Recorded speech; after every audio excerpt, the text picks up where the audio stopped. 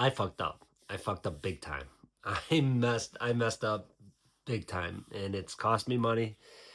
It's cost me some pride. It's cost me some self-esteem temporarily, and it stops this afternoon. It stopped, and you might be guilty of this. I'm sure you are. You probably are. I've been guilty of this multiple times before, and we all are.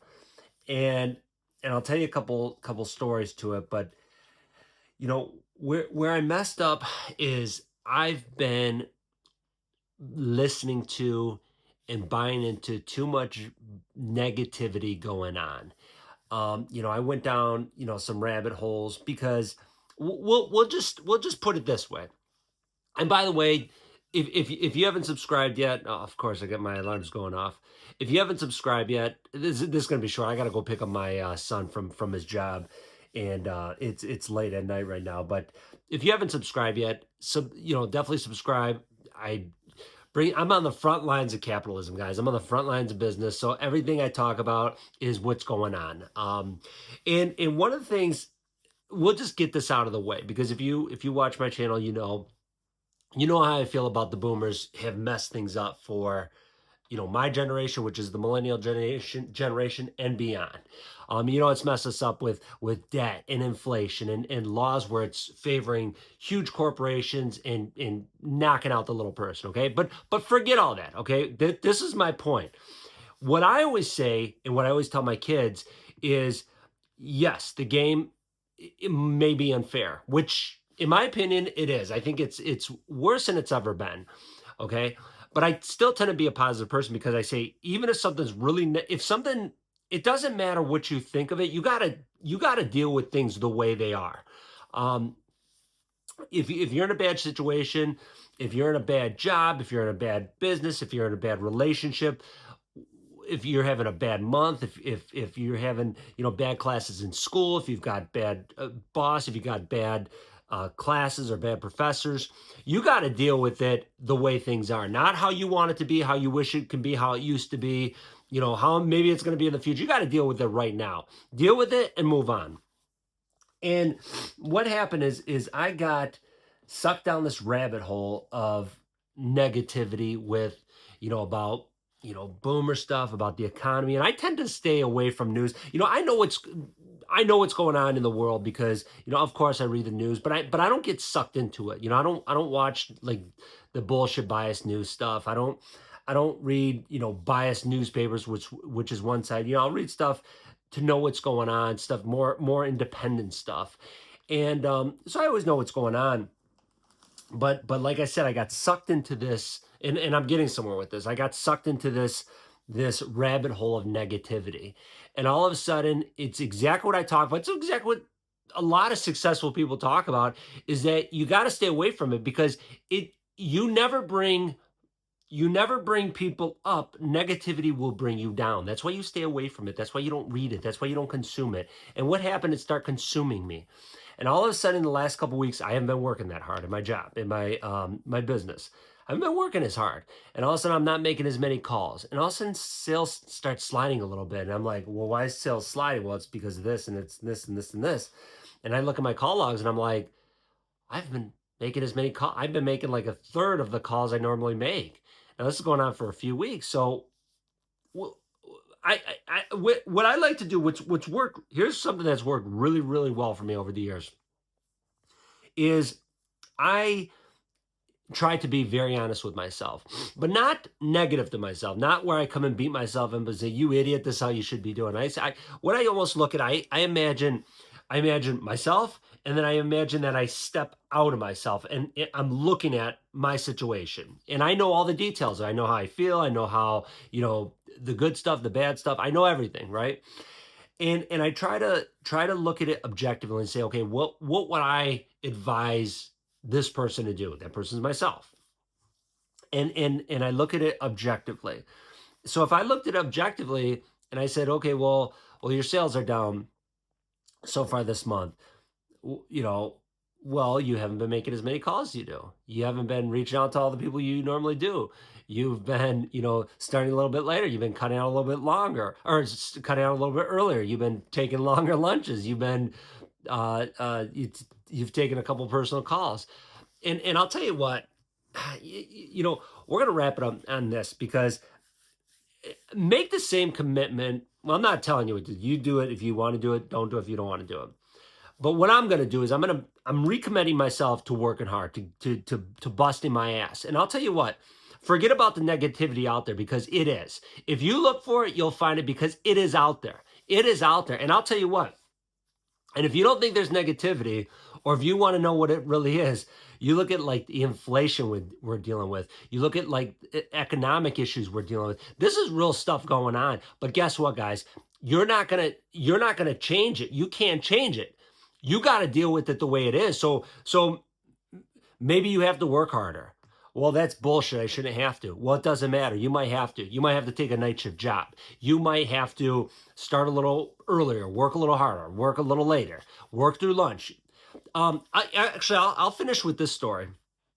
I worked with a guy back, God, this is 20 some years ago. I was 22 maybe, and 22, 23. I think I was around that age. I worked at a mortgage company, and there was a guy who came. He worked at a car dealership, and he came in and he was really successful. And the office I was at, everyone did really well, and everyone was hard workers. It was probably like maybe about 15, 16 people. Everyone worked hard, did really well. This guy came in. He was doing better than everybody. And he was, and this is 20 some years ago. He was regularly making over 20 grand a month. And people would look at him, and a few of the guys in the office, uh, they started, and I was friends with this guy because fortunately he sat right next to me, and him and I became friends. He was old. I was like 22, 23. He was maybe, he might have been 60 at the time because he was kind of getting near the end of his career. So he's an older guy, but him and I got along real well. And I think the reason why we got along because we were both very just focused. Like we were there to work, we were there to socialize, we were there to goof around, we were there to screw around. Well, anyways, people started talking behind this guy's back, and who does he think he is? Blah blah blah blah. All the normal bullshit, office politics. Well, anyways, he would get and he's a guy who he made cold calls. Like we did at this mortgage office, we didn't get inbound leads. Like we didn't get, if you got an inbound lead, it was like, there might have been like one a day. It wasn't like one of those things where the company was bringing in leads. We had to cold call and get our customers. But every so often, because it was a big company, you would get, randomly, if you happen to be picking up the phone that day, you might randomly get, a prospect that maybe turns into a loan that you close, here and there. Well, anyways, this guy was regularly getting extra loans each month, extra closings each month. And one day, him and I were talking, and I don't remember if I asked him or if he brought it up. And he goes, you know what, Paul? He goes, well, everyone else goes out to lunch. He's like, I started realizing. He said one day I was in for lunch, and he didn't go out, and no one was in the office. The office cleared out, and he's like, the phone rang. So because the way the phone system worked, blah blah blah. I'll just tell you real quick. The phone, like if someone called into the office, every line, if you weren't on your phone, every line would ring, and then whoever picks it up picks it up. And a lot of times it was like, well, it's a phone call for Tim. So you kind of played, everybody played secretary, but every so often you might pick up the phone. It was like someone trying to get a information on a loan. So anyways, he said no one's in the office, so the phone rings and I pick it up. He goes, and a lot of times it's, a call for Tim, or it's a call for Darren, or it's a call for whoever. He goes, but every so often it's someone calling for, they want to get information on a loan, and then I'll take the loan application, and a lot of times I'll close that loan. So he said, like out of a month, I'll close, one or two loans just from leads I got picking up the phone at lunchtime because no one's there. He's the only one answering the phone. And that right there, and that story could be told through 1,000 offices across the United States every single year for the last 20 years. And the point is that stuff's real. When, before you just go bitching about, hey, the economy's this is that, boomers have done this, which is all true. Okay, that stuff's all true. But here's the thing. If you want to get ahead, you know what's still true? working through lunchtime. Tell me one person who's made, a couple $100,000 who doesn't work through lunch, and forget about the guy that's like, well, my cousin runs 14 businesses and he doesn't, now he vacations half the year. Well, yeah, he vacations half the year now. But when he was coming up, he was working all the damn time he was working. He wasn't taking vacations then. So that's the thing. Forget about these guys. You look at these billionaires, these millionaires, these all these people, these athletes who made their money and now they're living these glamorous lives. Don't look at them now. Like, figure what they were doing when they were coming up. When they were coming up, they're working through lunch. They're coming in early. They're staying later. They're working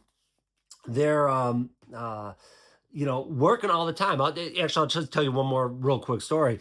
My uncle who's actually he's close to retiring now. I mean, he's run a business for the last, I don't know, 50 years or whatever. He's in his 70s.